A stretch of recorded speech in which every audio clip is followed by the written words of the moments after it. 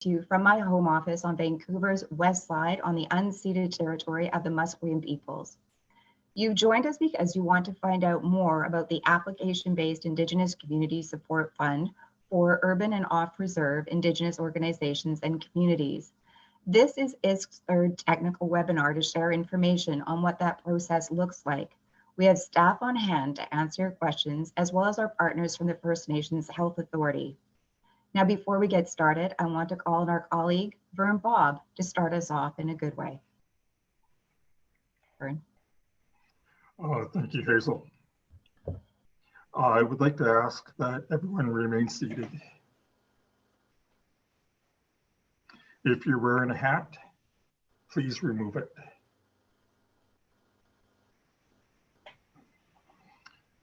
Feel free to shut your eyes. Imagine that we're in a circle, holding hands, and reflect on the words being said.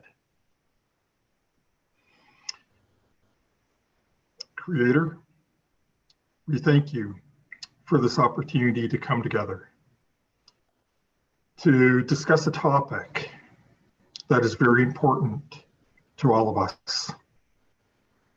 The pandemic has brought out some good and lots of bad. It has been hard.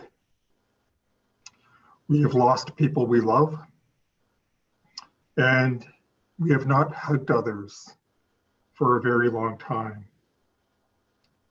We ask for patience and understanding so that we may take what we learned today and apply it to the benefit of elders, youth, homeless, and everyone else who needs a little support. Our discussion will affect people within our bubbles and everyone within their bubbles. So we ask that decisions be made wisely. Hachkasia, Hazel. Thank you, Vern, so much for your thoughtful words. Before I hand things over to our first speaker today, I would like to share some instructions so that you can contribute to this discussion. In order to submit your questions to be answered by our panelists, please use the Q&A button on the bottom of your screen. This way, everyone can see your questions. And you can also raise your hand, the little hand icon on the bottom, and that will let us know that you would like to ask a question live. And then we can unmute you and you can ask your question live once we call on you. You can also submit questions into the group chat where they'll be answered by staff during this webinar. You can also check the chat for links and background information. Again, though, our preference is you put your questions into the Q&A so everybody can see, but do check the chat for links. All right, I'd like to go ahead now and hand it over to Jody Caden, the Director of Funding Services. Jody.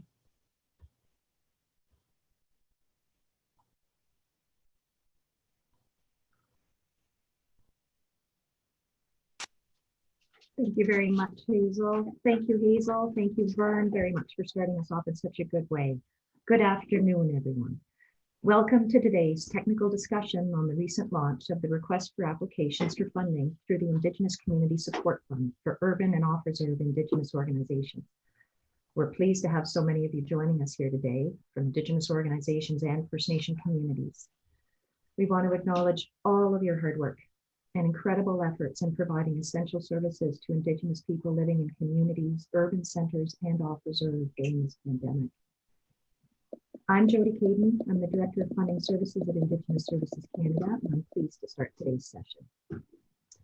Before we begin, on behalf of myself and my colleagues, I'd like to acknowledge the land of the Coast Salish-speaking peoples, Squamish, Tsleil-Waututh, and Musqueam nations, and the land that we have the pleasure to work from. I'd also like to let you know that a number of my colleagues, the executive leadership team and our management team, are participating in our session, so that they and their staff can try and answer as many questions as possible for you today. We're also pleased to have our partner from the First Nation Health Authority here as well to support our technical discussion from a health perspective. Katie Hughes, the Vice President of Public Health Response, and responsibility for COVID-19, opioids, and emergency management is with us. Thank you, Katie. We want to make today's session very practical and provide you with information that will help you make successful application to access funding to support Indigenous people living in urban centers and off reserve through the needs-based component of the Indigenous Community Support Fund. Most of our time today will be spent walking through the application form, identifying the type and level of information that we're looking for in applications, including assessment considerations, as well as providing examples of the kinds of activities that can be supported. There will also be plenty of time for questions and answers. Now, before we get started, I want to provide a bit of context for those of you that may not be as familiar with the Indigenous Community Support Fund. This fund was created by the Government of Canada this past March as part of our COVID-19 pandemic response, and it helps First Nation communities and Indigenous organizations prevent, prepare, and respond to COVID-19. Since March, about $90 million has been provided nationally under the Urban and Off-Reserve funding stream to Indigenous organizations and communities based on a call for proposals process. To date, BC has already provided $6.4 million in urban and off-reserve Indigenous community support funding support directly to Indigenous organizations and First Nation communities. Jody, I just want you to speak a little bit louder. We're getting some comments in the chat that you're breaking up a little bit. Okay. Thank you. We don't want to miss a word. Okay. In August, a lot of additional funding was announced for the Indigenous Community Support Fund to continue to support Indigenous communities and organizations to prevent and control the spread of the pandemic. But this funding has been made available through an application process for those Indigenous organizations and communities that still require additional funding support to address their immediate and urgent COVID-19 needs. This is the process that we're describing to you today. Okay, now turning our attention to the purpose of today, to begin with, we wanted to highlight that your Indigenous Community Support Fund applications must demonstrate that the planned activities will directly address a COVID-19 related need in your organization or in your community. For example, funding could be used for support for procurement of food, provisions, or other necessities of life, for example, food banks, care packages of food, PPE, cleaning products. Another example is the provision of traditional food procurement. Learning supports for vulnerable youth, for example, electronic learning packages, and mental health and emergency health response services. Now, although the application process closes November 30th, this November 30th, we encourage you to submit your application as soon as you can, because we will be reviewing applications as soon as they're received. Funding will be distributed to all organizations and communities by December 31st, if not before, and the activities that this funding can support can continue right through to the end of March 31st, 2021. That's this coming March. But just a few logistical reminders before I turn it over to our technical experts.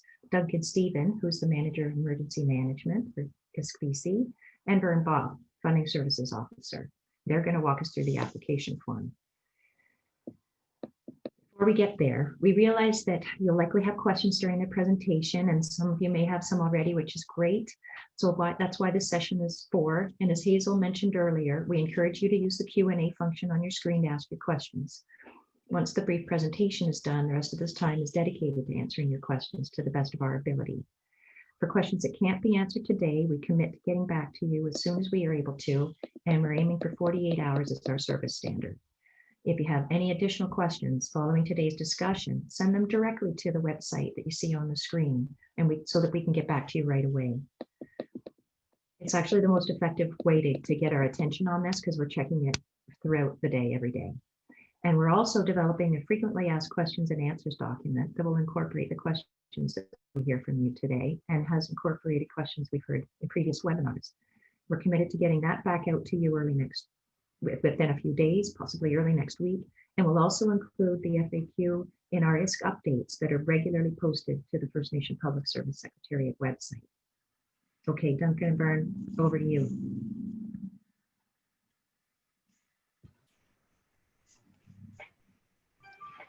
Perfect. Thank you, Jody. There's just a couple things that I would like to re-emphasize as we're going through. And The main points are going to be that the Indigenous Community Support Fund is needs-based, and it's intended to assist with activities beyond what the original Indigenous Community Support Fund could provide. Again, the application deadline is November 30th. However, applications can be submitted up until that date. Funds need to be dispersed by December 31st so that the activities can be undertaken by the end of March. It really is a short time frame, and the department's going to need to whip up amendments, funding agreements, send it out for signatures, and returned by the end of December. So that means signatories will need to be kicking around mid to mid-late December. Applications are going to be assessed on eligibility. They're going to be prioritized on a case-by-case basis. The number of approved applications is going to depend on a number of factors, including how many are submitted and total available funding. Now, the form itself is simplified. We're just going to walk through it. The easiest place to find it is going to be on the First Nation Secretariat website, fnps.ca/COVID-19, up in the top corner here.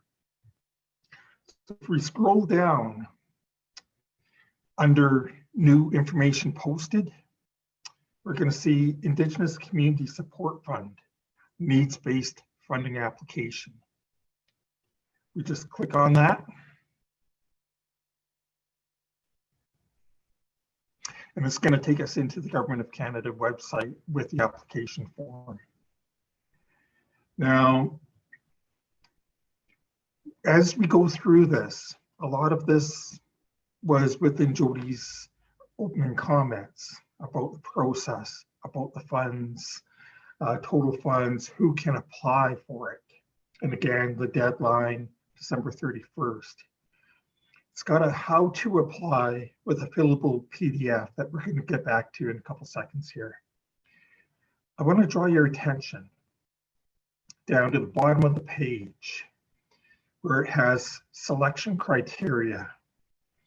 This is what's going to really define any proposal that comes in, and the criteria would be looking at the readiness, the human impact, and the risk of COVID-19. Also, an indication if there's any prior funding that this is supporting. We've got examples of what can be funded. And if I can draw your attention to the related links where it says urban programming for Indigenous peoples. That's another very informative link that you're going to want to set into. I'm going to kick back up into the application. There's PDF instructions to go along with it, but we're just going to click on the fillable. And it's going to open up the page. One of the first things that we are going to notice is up in the upper right-hand portion of the page, it says fiscal year 21-22. Just ignore that. We're going to review all applications as they come in for this fiscal year. Now, this privacy statement is pretty straightforward, self-explanatory. I always encourage people to read it. But as we go into the recipient identification information, this is what's going to be important as well. The recipient needs to be either First Nation or an incorporated entity that provides services to on or off reserve folks.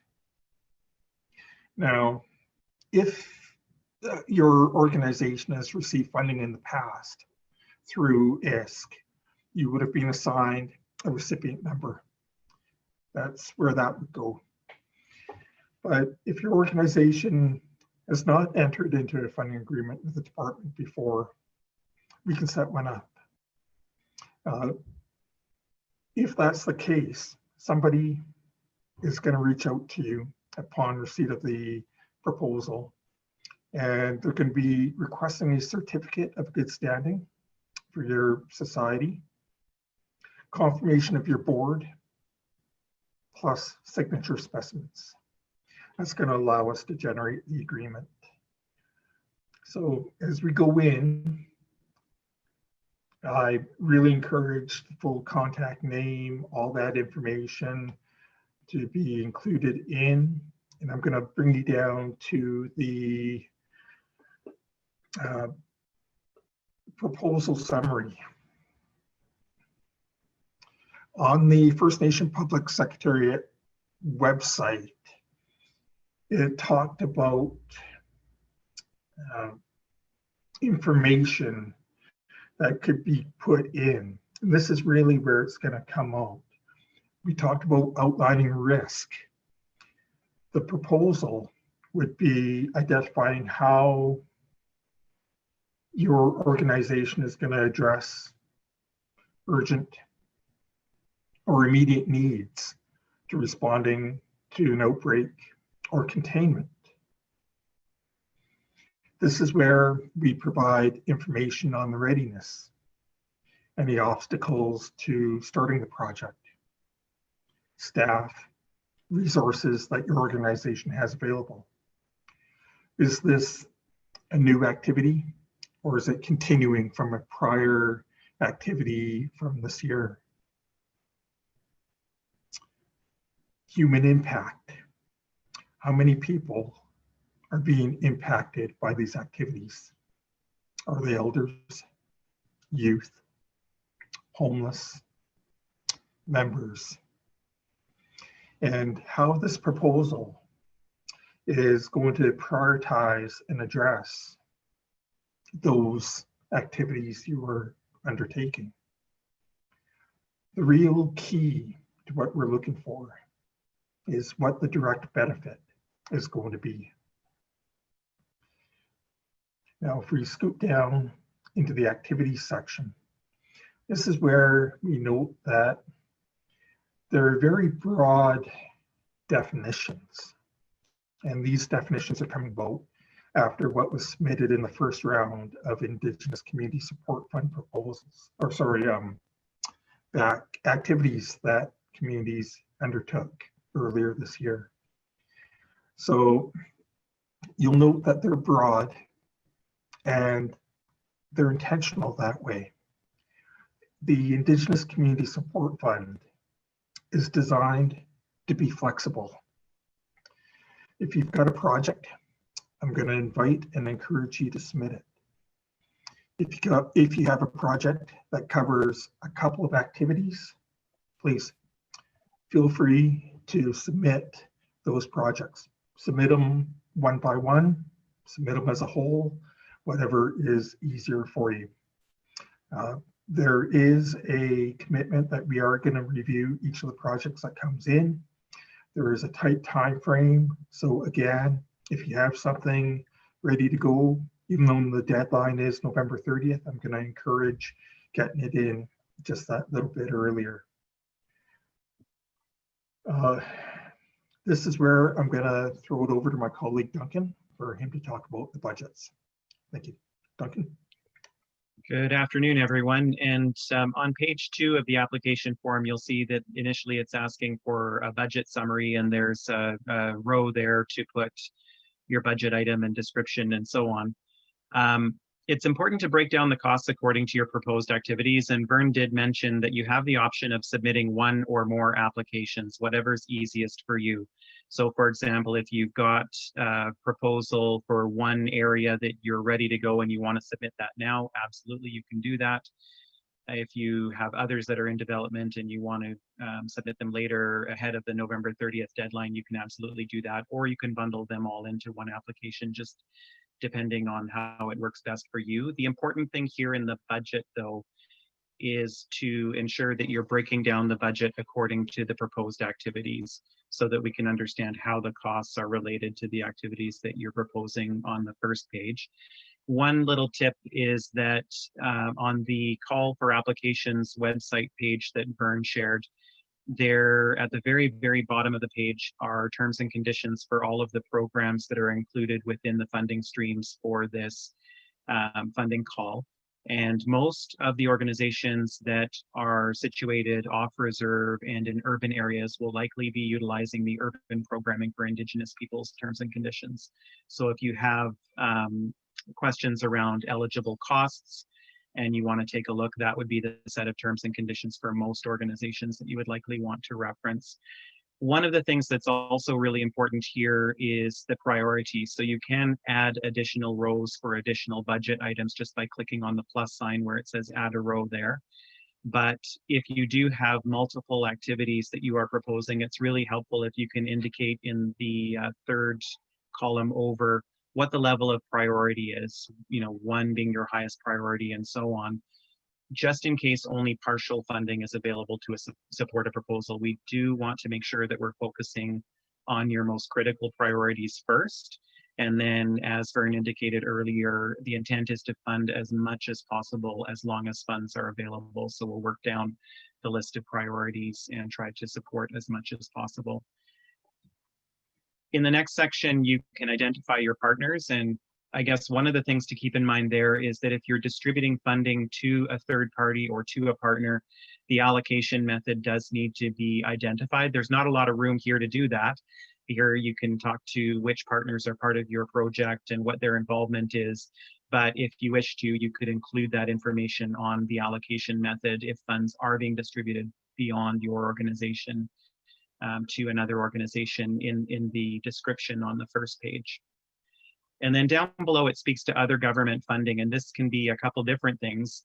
Some organizations may have received Indigenous Community Support Fund from the call for proposals that occurred in the summer, in which case you may want to indicate previous funding and whether that's been fully utilized or whether some of that is still available to support your initiatives.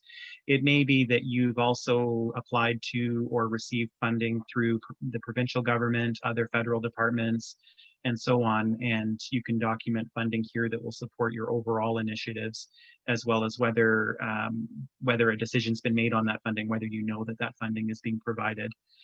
And that's just helpful for us to get a sense of the whole picture in terms of whether it's only partial resources that you need to carry through on your initiatives, or whether you're looking for full funding because additional funding isn't available from other sources.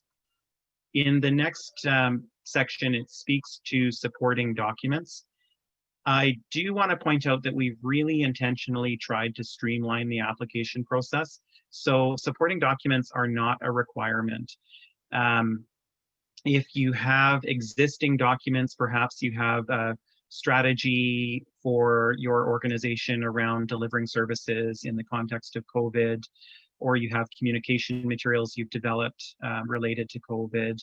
In some cases, communities and organizations have had survey results from community members around what the most pressing needs were and what the most pressing gaps were. Any information that you readily have on hand that illustrates the needs that you are putting forward with your project would be very, very helpful. But again, we're not asking you to desktop publish a fancy proposal or a 30-page document or anything of that nature. We recognize that everyone's time is critically important, and really we're only asking for what you already have on hand that helps illustrate the needs that you're speaking to. The bottom there, you'll see the declaration, and that's for someone who is authorized on behalf of the organization that's applying. Please keep in mind that we may need to contact either your authorized representative, the person who's identified in the declaration, or if someone else is submitting the application by email, that individual, if there's questions around the activities, for example, and we just need a bit of clarity there, or if there's questions around the budget items that are included. We are trying to keep those kinds of questions to a minimum and to work from the information that you've provided. But in some cases, we may need to reach back just for some additional information to make sure that we're fully understanding the work that you're intending to undertake. So that's pretty much it for the application. As you can see, it is short and sweet. On the first page there, where Vern was showing the project description, I just want to highlight that that box will expand. So as you are the proposal summary, thank you, Vern, that will expand. So you have some room to describe your initiative. And in fact, what some applicants are doing is actually using the criteria, the risk of COVID, readiness, human impact, and prior funding as headings within that section, if that's helpful to organize your application and make sure that you're hitting all of those criteria that we're needing to look for in the assessment part of it. That may be a helpful approach. Just to recap, applications for the needs-based process will be accepted up to November 30th, and the funding will be dispersed by December 31st. They will be assessed for eligibility and prioritized on a case-by-case basis. And our staff will be working to make the review process as efficient and streamlined as possible. So as Vern mentioned, you don't have to wait till that November 30th deadline. You can submit applications now, and we're processing those on an ongoing basis as they come in order to get decisions back out to applicant organizations as quickly as possible. I'll just reiterate that while we do have an opportunity for some questions today, you are also welcome to submit questions to the email address that was shared earlier. And as Jody mentioned, we try and get back to those as quickly as possible, often on the same day, but we're aiming for a 48-hour speed of service at most on those inquiries. And with that, I think I'd like to hand it back to our moderator so we can open it up for questions, as that's probably the best part of our dialogue together today. Thanks very much, Duncan and Vern.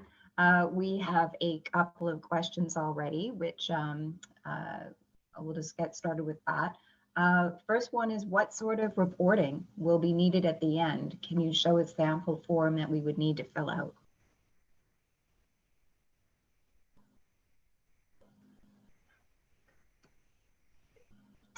There you go. I'm just trying to figure out what to say on that one. The reporting itself, we will have reporting identified. There is a regional reporting guide that I can dig up and certainly forward it out to all individuals. Yeah, and we're the DCI for this funding is the same as you've used for emergency management, and information regarding any reporting will come with the funding in your amendment. And just for anyone who's not familiar with the acronym, so that's Data Collection Instrument, the report. It's essentially a 2-page report that asks you to speak to your activities and project costs. So it's fairly straightforward, but that will be shared out. All right, we have another question, which is, would the implementation of a safety plan qualify as an activity? For example, the nation wants to continue to deliver employment and training in a blended fashion, online and hands-on. A clear safety plan for the hands-on work is urgent. So I would say, yes, that would be eligible. Really, the intent of this fund is to safeguard communities and organizations with respect to COVID.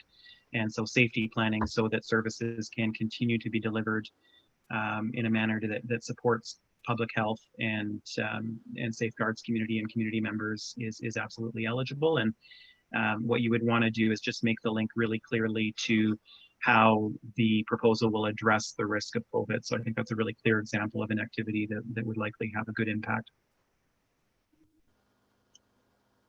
All right, another question is, will this be required to be spent by March 31st or extended further into the next year? I would suggest that the intent of these funds is to undertake the activity by March 31st. Now, there may be circumstances where work is being done, but it's not fully expended by March 31st. Should that be the case, it is possible to carry forth any unexpended funds into the next fiscal.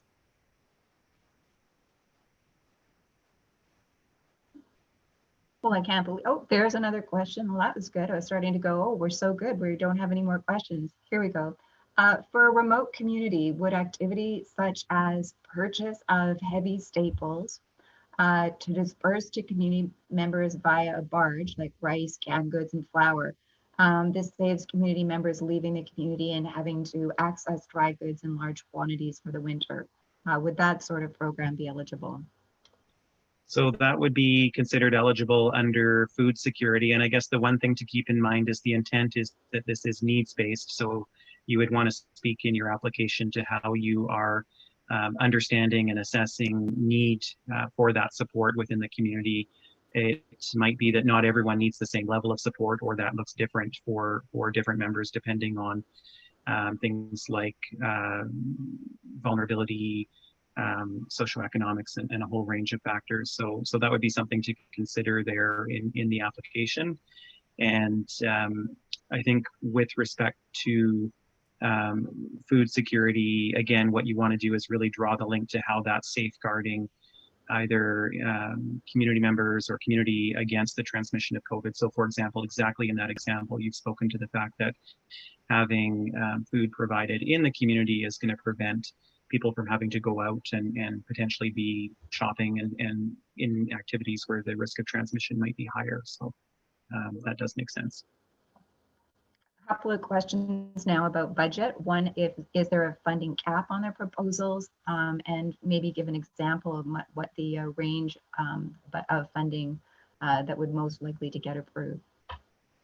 So I'll answer the first part, which is that there is no cap, but that said, as Vern has indicated, the intent is that this is to support activities up to March 31st, and it is needs-based, so it does need to respond to a need and very clearly show how the risk of COVID is going to be addressed and mitigated. This is a brand new funding process for us, so we don't really have kind of a threshold in terms of what the lower end or upper end of proposals might look like.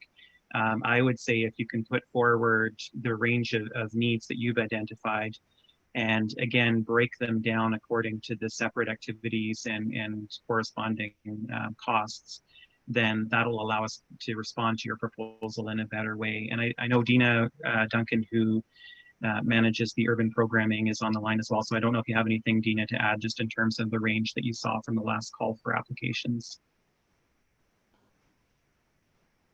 Yeah, I think it really depended on the number of people that were being served. So like Duncan said, we don't really have like a per capita based process for this one. It's really on the activities that you're delivering and the number of people you're serving is dependent on the budget. So we didn't have a cap, we didn't have a budget limit. We really just looked at kind of the activities you were doing and then the costs that were associated with those activities. Another question on budget. Those that have received previous funding for this in the first round but did not receive the full amount requested, can a proposal be submitted requesting the remainder of the initial proposal?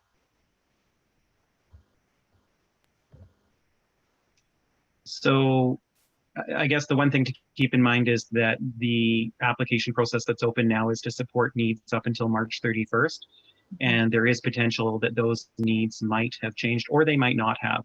If you're seeing that those needs are still current and you wish to resubmit, as long as they're kind of within the range of eligible activities and costs, then absolutely you can resubmit those. But if you need to refresh that based on things that have changed with respect to the situation around COVID or the experience of the communities and individuals and families that you serve, you can certainly refresh that and change it up. There's no requirement to use a previous application. Wendy, did you want to add? Yeah, I was just going to add that it would really depend on why the activities weren't funded the first round. So if it was because, the funding was only provided to, I think the end date was sort of the end of the summer, and the activities beyond a certain period weren't considered. So absolutely, then if you want to extend it, as Duncan has said, feel free. But if the reason that the activities weren't funded was because of how they were costed or something else, then you would probably want to adjust based on what was supported and what wasn't supported. So it kind of depends on your project. I would encourage you to send an email into the COVID line, and we can probably give you a bit more advice, based on having a look at your proposal and if you tell us what you're thinking about.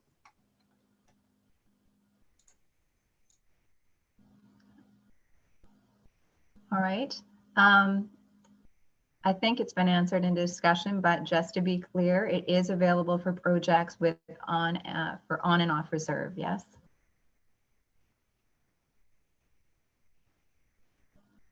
I think that was just a nod, yes. So, Correct, yes. all right. So some other questions from our Q&A. I'm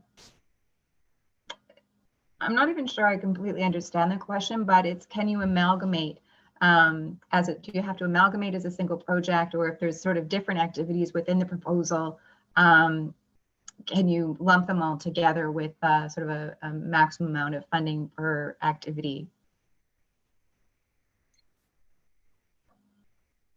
If you have a number of different activities, please feel free to submit as many proposals as you want. The budget-wise according, we are looking at the cost of, I'll say, delivering this type of service or program. So when it comes down to a maximum, that's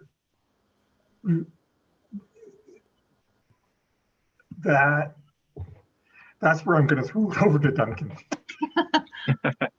Well, and I think it really comes down to what makes the most sense for your application. In some cases, some organizations or communities might have a component that's ready to go now and they want to submit it because they want to get the process rolling.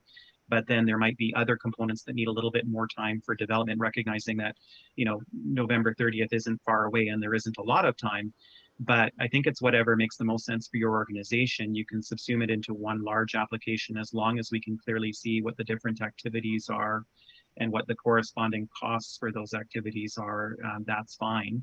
Or if you do decide you want to split it up because it's easier just to keep the different activities separate, you know, feel free. Are Metis organizations eligible? Absolutely. Are capital costs and projects considered? So this one gets a little complicated because there's two sets of program authorities, and these are the terms and conditions that I mentioned at the bottom of the webpage. For organizations that are situated off reserve, it'll likely be the Urban Programming for Indigenous Peoples Terms and Conditions, which does allow minor capital as well as minor leasehold improvements, for example, for safety purposes. So it would be eligible there. For First Nations on reserve or on reserve organizations, potentially we might also look at the infrastructure authorities that are included in that list of program terms and conditions. And that would be, again, for minor capital related to safety, for example, putting in plexiglass or other safety measures in order to allow COVID protocols to be respected. And I guess the other piece is that on reserve, the Emergency Management Assistance Program terms and conditions also allow for minor capital, and that can look like equipment or other items with low dollar value that may contribute to safety. And there's a variety of examples of what that might look like. So I think the most important thing would be to articulate what the need is in your application and how it will safeguard communities, whether on or off reserve, against COVID. And we can figure out whether it fits within one of those funding pathways, but you can look towards the terms and conditions listed on the website for more information if you're wanting to kind of drill down to what costs are eligible. Thank you, Duncan. Another question, unless someone wants to jump in further to what Duncan said. All right, if we do a food distribution or a hunting meat distribution, can we use some funds to pay people to help with the distribution? Can that be part of the budget for the specific program? So incremental wage costs are eligible, and that kind of thing we would see as an incremental kind of personnel or wage cost. The key would be that the individuals carrying out that activity aren't already somehow being compensated for their time. So For example, if it's an employee of an organization or of a First Nation and they're already compensated for their time within their regular position, it wouldn't be seen as an incremental cost. But if additional people are needed, or short-term work is needed in order for that to be carried out over and above the staff complement for an organization or for a First Nation, then absolutely that could be eligible. Thank you. Can the funding be used to help families return to work by using the funding to supplement daycare or childcare in private homes? I don't have an answer for that one. I think we will have to do a bit of research on that one and maybe follow up. Again, I would say, to what Vern said earlier, feel free to put in an application and we can assess. And I think it also speaks to the fact that we're not going to be able to necessarily anticipate what the full range of needs are. And Catherine, I see you may have something to add there as well. Yeah, I would not anticipate that it could cover something like that, as it isn't sort of a training or employment support program. It is there as a community preparedness and community support program related to COVID specifically. So I would think we would need to turn to either some provincial partners or other federal partners like Service Canada, who may have some measures that complement it. We can certainly take a look at what additional measures are being put in place with regards to daycare or childcare, but I'm not sure that they will in fact then apply to private homes. The big emphasis in the daycare, childcare, before and after care space has been about ensuring that there are registered spaces to support parents, and particularly women who've been affected by the pandemic in returning to work.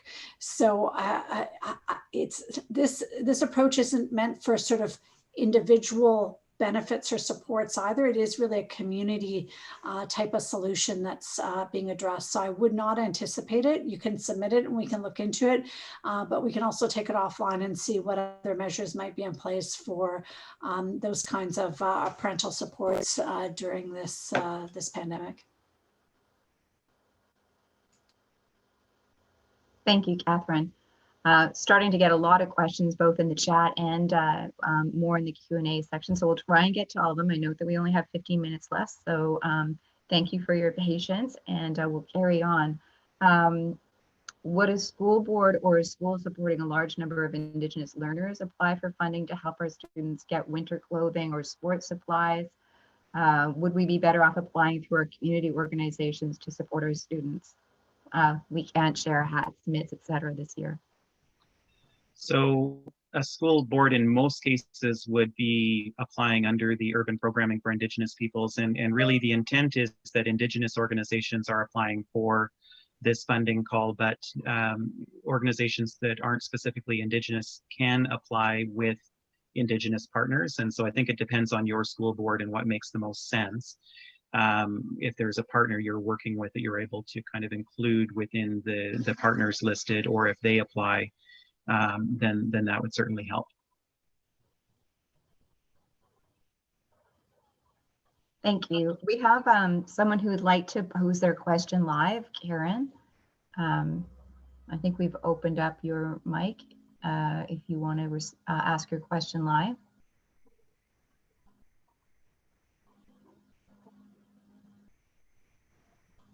Do you still want to ask a question? Are we able to unmute her? You can I think you can unmute yourself. Yeah, okay. Can you hear me now? Yes, we can hear you, Karen. Okay. Thank you. So it was partly answered with regards to the childcare situation, but just a bit of a, I guess, additional information is that during COVID, individuals who do not have their own private transportation are required to take their children on public transportation to get them to childcare sites. And there isn't enough childcare sites or registrations to accommodate. There are normally waiting lists. And so the opportunity, the safest opportunity is to have and be able to pay for someone to come into your home during that time. And so and that's not subsidized through the provincial or federal government. So there may be instances where childcare could be considered a COVID-related expense because of the extenuating circumstances of not transporting little children on public transportation during COVID. Thanks. All right, so you're wondering whether that would be eligible for funding then? No, I was just recommending that you be open to, you know, to having the request come in and a description around why that request has come in. And any situation where parents have to take their children into a public setting at this point in time is not a good one. So. All right, thank you. Thank you for that, Karen. Any comments before we go on to another question? Sure. I would just like to reiterate a little something here that really speaks to the importance of providing clarity and as much information and details as possible within the proposal summary. Something providing all that details would be greatly appreciated. Thank you. All right, so we're just got about 10 minutes left. We have 3 questions in our Q&A queue. I hope we can get through them. Well, I think this one's should be fairly short. What's the soonest applicants will be advised of their funding award? Please confirm if it is a continuous rolling award process until funds are all allocated.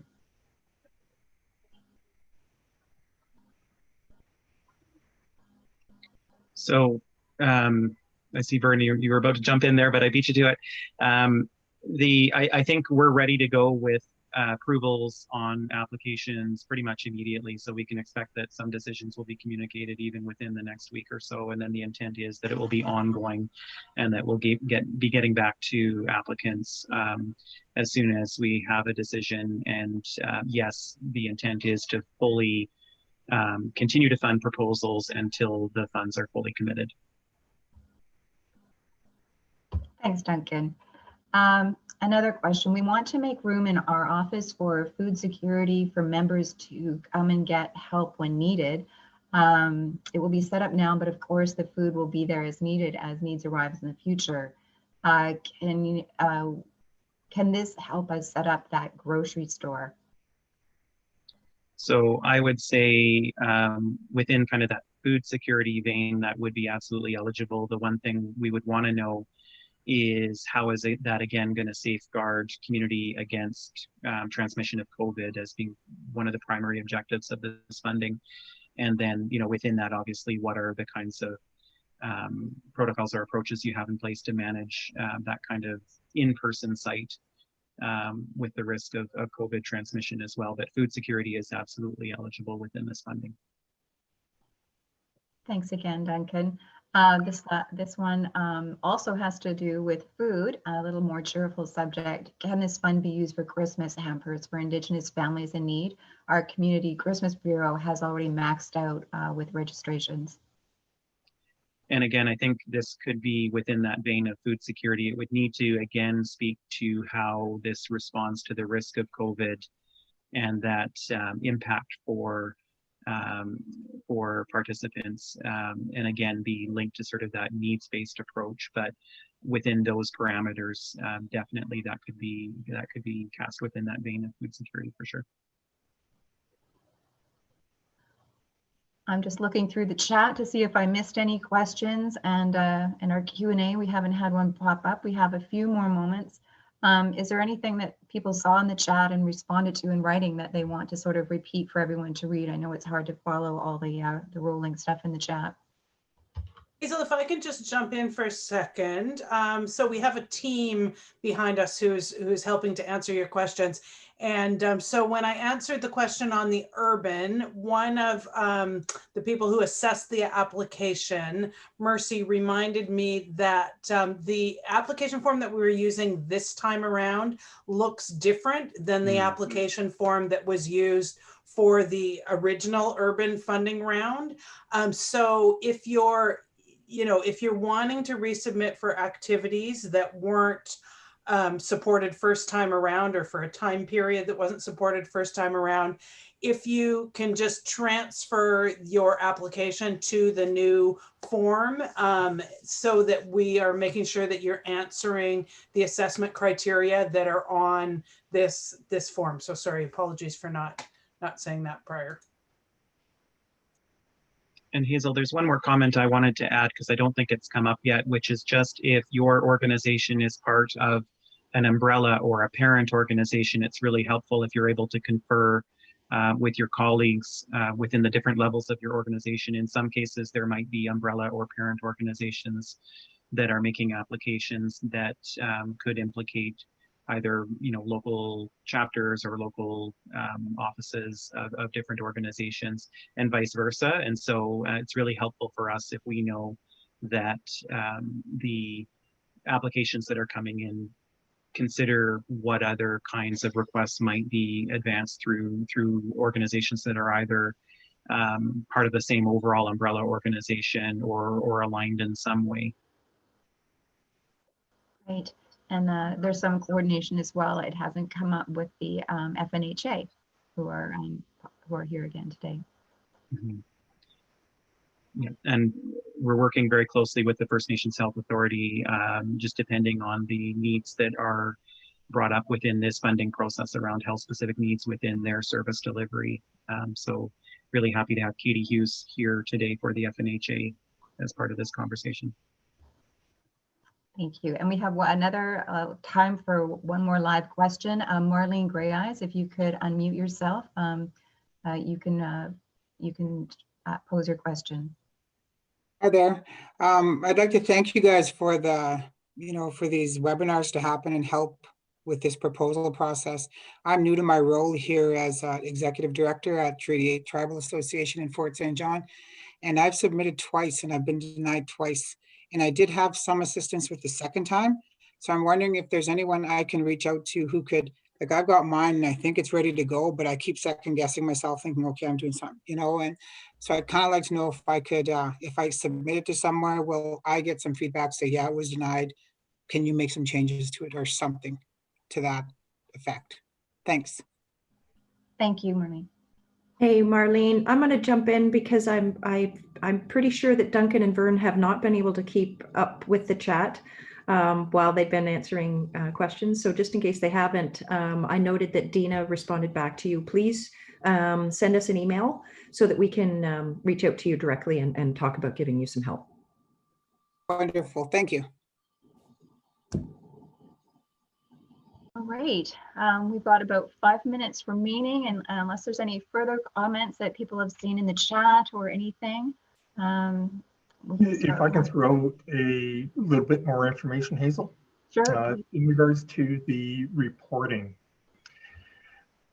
when the proposal is approved and funding goes out, your organization would be forwarded a funding agreement or an amendment to the agreement.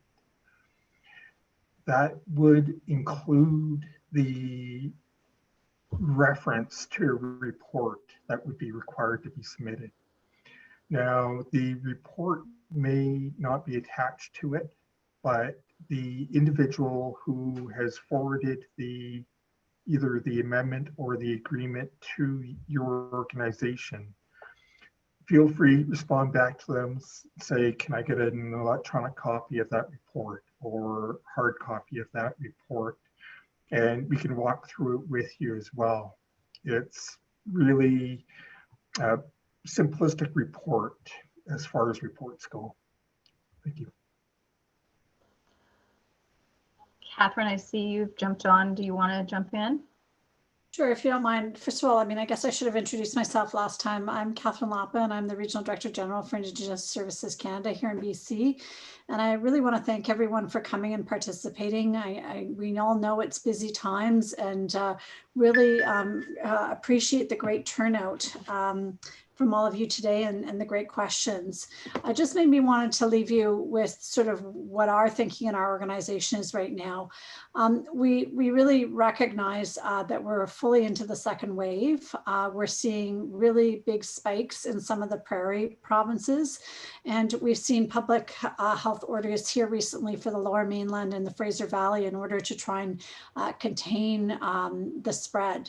And so really, we see you as really important partners in trying to provide support to vulnerable populations and to help reduce the risk of them having to take actions that might put them in contact with COVID. So really our thanks, and you know, your innovative ideas on how to support people in a way that's safe and sustainable and will give them the comfort and the resources they need will be extremely important as we, you know, head towards Christmas and through the difficult winter months. So really appreciate the time and effort that you're all putting in and joining us here today and putting forward the applications. And as Duncan and Vern and others have indicated, please, if you don't know the answers or are wanting some guidance, reach out to us, because our intent here is to support you in making a successful application. We do, just coming back to the question earlier, have to get all the money out the door by December 31st. Parliament has appropriated the money in that way. So that's why we're rushing here to get the information out and to get submissions in by November 30th, so that we can in fact ensure that you have the resources for the balance of this year. So again, our heartfelt thanks and appreciation, and for all of your ongoing great work in supporting people and in joining us in trying to find ways to support urban and off-reserve Indigenous populations. Thank you very much, Catherine. Just in our last few moments here to the questions we haven't got to, we can try, we have your registration information we can get back to you. You can also, if I can ask that the email address be put up again. We have an email address if you think of questions as you know, as soon as you log off and you think, oh, I have a question. We do have a dedicated email line that you can send us your questions and we will get back to you. I think Jody had said it's a 48-hour response standard. So we really do want to hear from you. Thank you all for joining us. All of the questions and answers are going to be reviewed, and we're creating a question and answer document, and you can find that on the First Nation Public Service Secretariat website. And we'll also be putting some of them in the updates that go out to First Nations for those on the line. So thank you very much to everybody, and thank you to the people who are behind the scenes making this all work today. I really appreciate it.